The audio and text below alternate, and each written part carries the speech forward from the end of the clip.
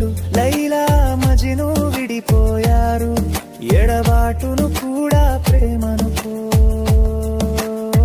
నా మనసును చంపుకుని వెళుతున్నానే నీకే దూరము.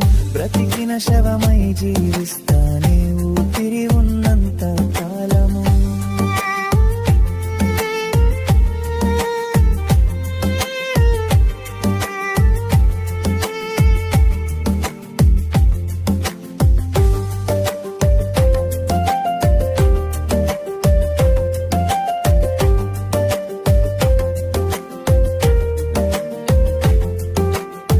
నీ కన్నీటికి కారణం నేనైతే నా ప్రాణం ఉన్నా కూడా వ్యర్థమే.